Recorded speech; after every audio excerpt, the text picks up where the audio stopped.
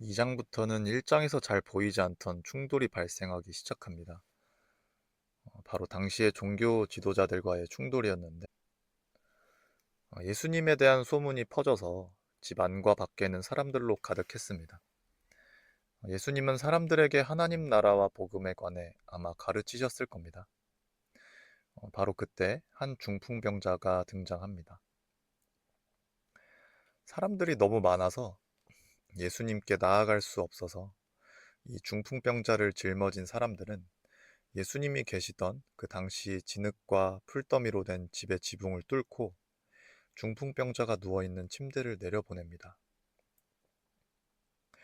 예수님은 이들의 믿음을 보십니다. 이들이 어떤 마음을 갖고 예수님께 나아갔는지는 우리가 정확히 알 수가 없죠.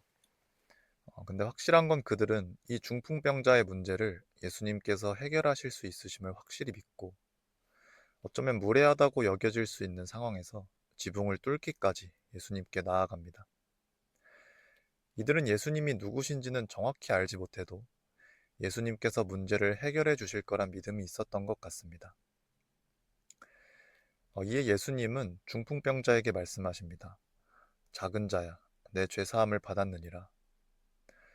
우리의 기대 같으면 당장 중풍병자를 고치셔서 자리에서 일어나게끔 하셔야 하지 않나 싶습니다. 그런데 예수님은 그에게 이렇게 말씀하시는 것 같습니다. 병이 치료되고 자리에서 일어나 걷게 되면 다 해결될 거라 생각하느냐?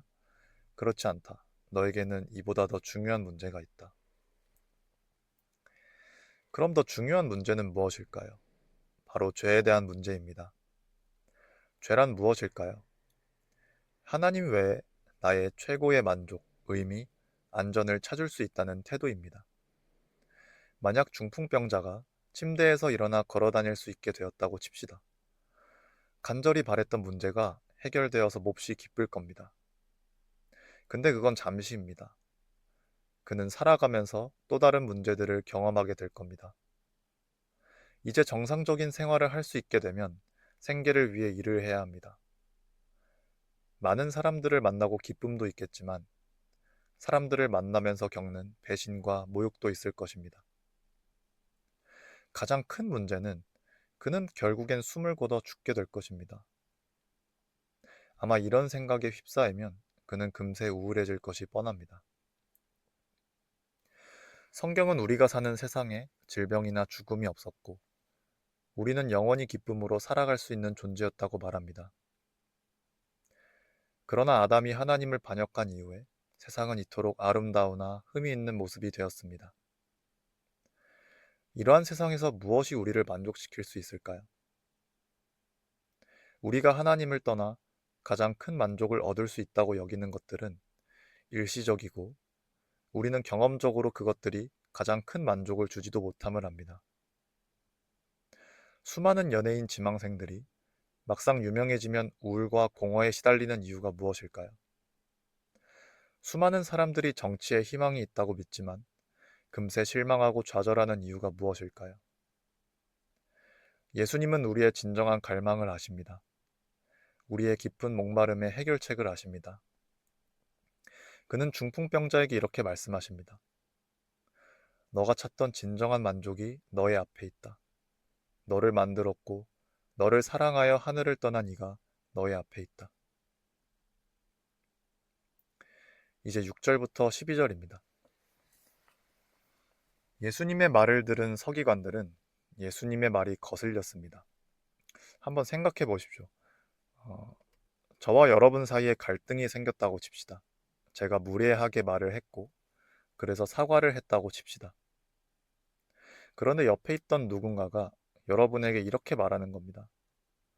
제가 이윤재 목사를 용서했습니다. 이제 다 괜찮아요. 우리는 그러면 뭐라고요? 하면서 도대체 무슨 말을 하냐고 물을 겁니다. 누군가를 용서한다는 건 당사자 간의 일입니다.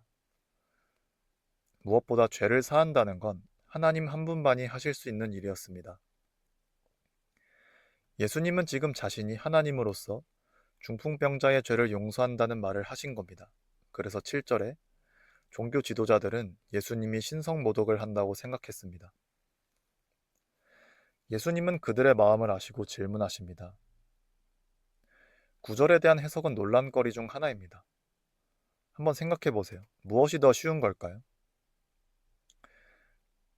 우리의 직관적으로는 앞의 말이 더 쉬워 보입니다. 우리는 불치병을 고칠 능력이 없기 때문이죠. 그렇지만 용서하겠다는 말도 무척이나 어려운 일입니다. 우리가 누군가를 용서하기 위해선 내가 받은 손해는 고스란히 나의 몫이 되기 때문입니다. 무엇이 더 어려운 일일까요? 이 일로 인해서 당시 종교 지도자들은 신성모독이란 이유로 예수님을 죽일 생각을 하게 됩니다. 예수님은 자신이 죽을 것을 아심에도 중풍병자를 향해서 너가 죄사함을 받았다 말씀하셨습니다.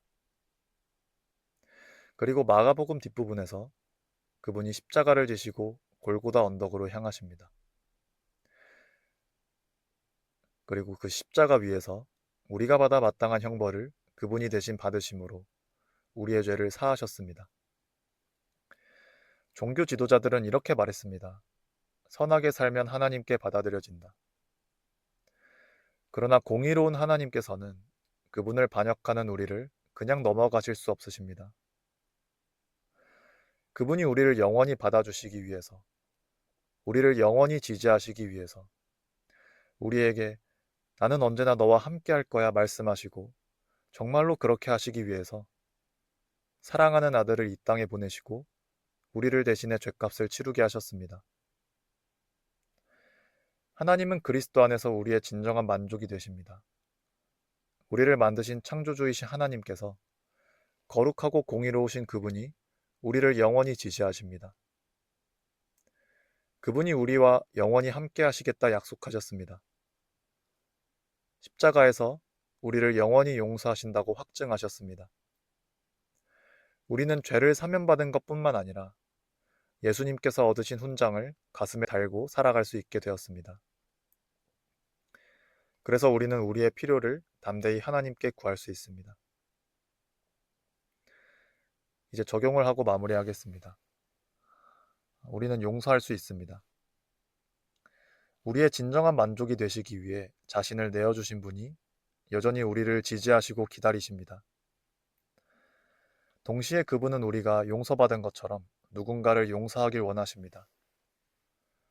우리 중 누군가를 미워하며 하루 종일 그 사람이 했던 말과 행동을 묵상하며 시달리고 있을지도 모릅니다.